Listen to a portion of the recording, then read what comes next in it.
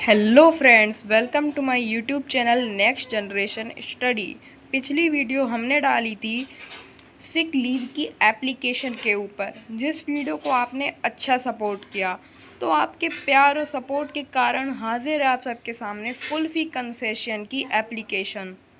दोस्तों, फुल फी कंसेशन की application exams में बहुत पूछी जाती है, ख़ास करके बोर्ड एग्ज़ाम में तो बहुत ही ज़्यादा पूछी जाती है। इसलिए अगर आप चाहते हैं कि आपके मार्क्स ना कटें और आप अच्छी परसेंटेज बनाएं, तो उसके लिए ये वीडियो ज़रूर देखना। तो चलिए दोस्तों, वीडियो को शुरू करते हैं बिना किसी देरी के।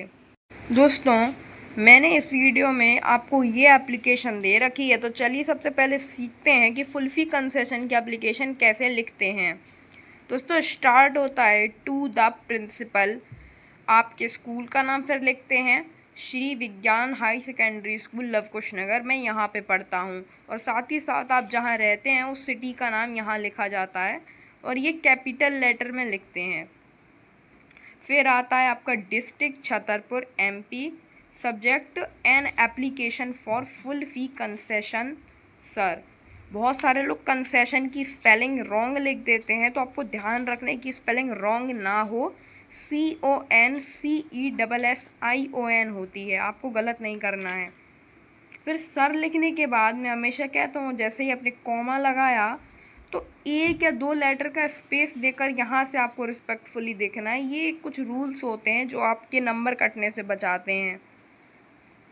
पहले, respectfully I beg to say that I am a regular student of class 10th of your school.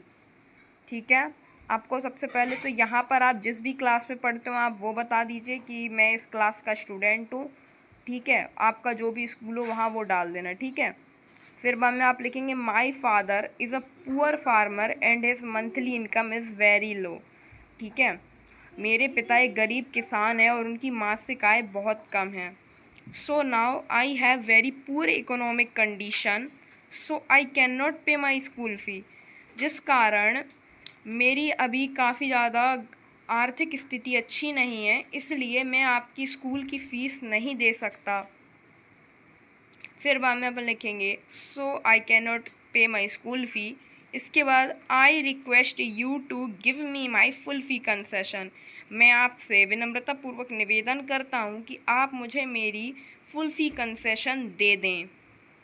अब ये लाइन दोस्तों आपकी एप्लीकेशन को सही बनाती है, और ये लाइन है I shall be thankful, I shall be thankful to and ऑब्लाइग।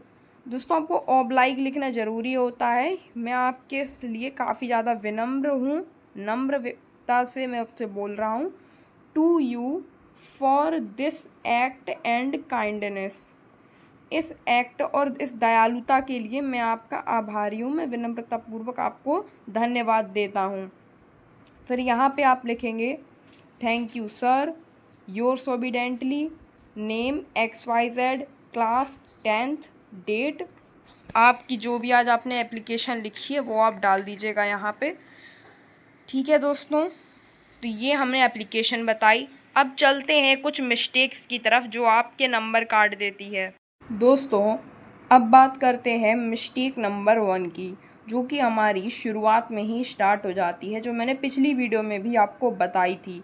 वो है कि जब आप टू द प्रिंसिपल लिखने में ही सब लोग मिस्टेक कर देते हैं।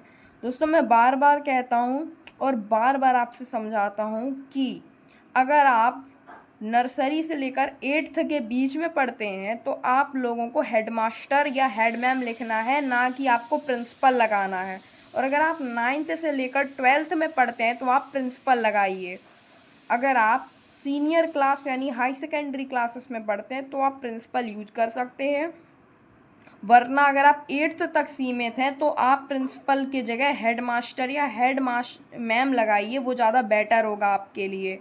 मैं बता रहा हूँ, बोर्ड में इसी प्रॉब्लम के नंबर कटते हैं। मैंने कई टीचर्स से बात की है, वो कहते हैं कि हम इसी में नंबर काट लेते हैं। ये एक बहुत ही माइनर मिस्टेक होती है दोस्तों, ये आपके कहीं भी नंबर कटने से बचा सकती है। फिर नेक्स्ट मिस्टेक आती है कि जब वो डिस्ट्रिक्ट लिखते हैं ना, ये एक इम्पॉर्टेंट पॉइंट है कि अब डिस्ट्रिक्ट के बगल में ये एरो नहीं लगाना है, जैसे अपन ने सब्जेक्ट में लगाया ना ये डैश, ये नहीं लगाना है, डॉट लगाना है। और डॉट के साथ आप छतरपुर एमपी, मैं छतरपुर में रहता हूँ, मेरा डिस्ट्रिक्ट छतरपुर है, और तो मैं छतरपुर लिख रहा हूँ। अगर आपका स्टेट एमपी की जगह कुछ और है तो आप वो भी लिख सकते हैं, यहाँ चेंज कर दिया जाता है, ठीक है। फिर आते हैं नेक्स्ट चीज़ में दोस्तों। नेक्स्ट जो मिस्टेक कर देते हैं वो करते हैं यहाँ पे दोस्तों। ये भी एक बहुत ही इम्पॉर्टेंट पॉइंट आपको बता रहा हूँ कि सर के बाद आपको कॉमा लगा के 2 लेटर का स्पेस देकर यहाँ से लिखना स्टार्ट करना है। और फिर जब आप ये लाइन पूरी कंप्लीट कर लेंगे तब आपको यहाँ से स्टूडेंट से स्टार्ट करना है। ये एक बहुत ही ज़्यादा इम्पॉर्टेंट पॉइंट मैं आपको बता रहा हूँ, एक बोनस पॉइंट है जो आपकी एप्लीकेशन में 4 चांद भी लगाता है और आपकी एप्लीकेशन सही भी बन जाती है इससे।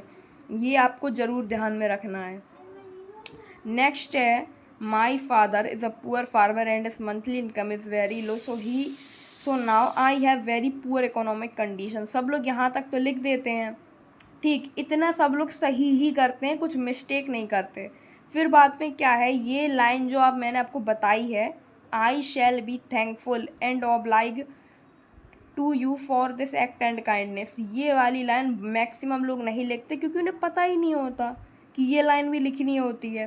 तो मैं आपको बता दूँ ये बहुत ही ज़्यादा इम्पॉर्टेंट लाइन है। जैसे ही आपने आई रिक्वेस्ट वाला ये चीज़ बोल दी तब उसके बाद जितनी भी जगह बचे वो छोड़िए और फिर यहाँ से भी आपको लगभग 2 वर्ड का स्पेस देकर लिखना स्टार्ट करना है, I shall be thankful and oblige to you for this act and kindness.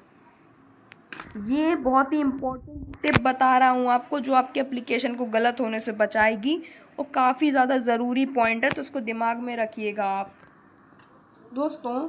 Next mistake जो हम लोग कर देते हैं अक्सर वो है जब आप योर्स लिखते हैं ओबीडेंटली में, तब जो आपका एस है इसके ऊपर वो एपोस्ट्रॉफी लगा देते हैं, लेकिन इसके ऊपर अपन को एपोस्ट्रॉफी एस नहीं लगाना है, योर्स ही लिखा रहेगा, इसके ऊपर एपोस्ट्रॉफी नहीं लगाते हैं, ध्यान रखिएगा हमेशा।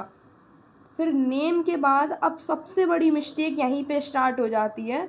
बहुत सारे बच्चे पता है क्या करते हैं, यहाँ XYZ में अपना नाम लिख देते हैं। एक तो आपको नाम लिख दोगे तो फिर बाद में वो पूरी एप्लीकेशन आपकी रॉन्ग हो जाएगी, पूरी ही गलत हो जाएगी।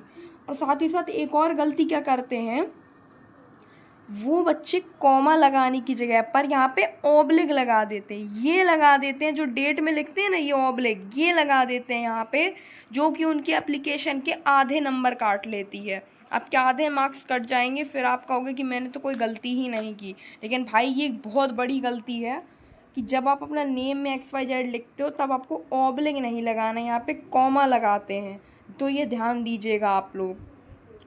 क्लास अपनी आप लोग डाल लीजिएगा और डेट जो आज की है वही डालिएगा, ध्यान रखिएगा दोस्तों।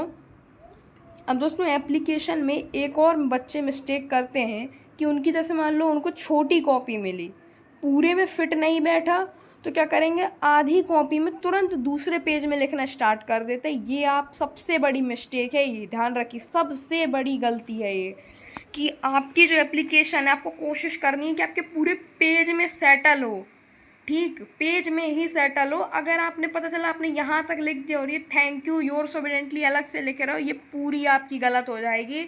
आपको मैं कह रहा हूँ 1 मार्क्स भी नहीं मिल सकता, मुश्किल से मिलेगा 1 मार्क्स भी आपको इसमें।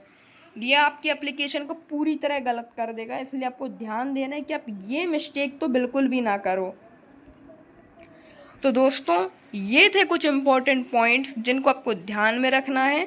आई होप आप सबको मेरी वीडियो पसंद आई होगी। अगर आप लोग चाहते हो कि मैं किसी और टॉपिक पे वीडियो बनाऊं तो आप मुझे जल्दी से ही बता देना, किसी ऐसे के ऊपर या फिर किसी भी टॉपिक के ऊपर आप मुझे बता सकते हैं, मैं उस टॉपिक के ऊपर वीडियो बना दूंगा। मैं ऐसे ही एजुकेशनल वीडियोज़ आपके लिए लाता रहूँगा दोस्तों। तब तक के लिए चलते हैं।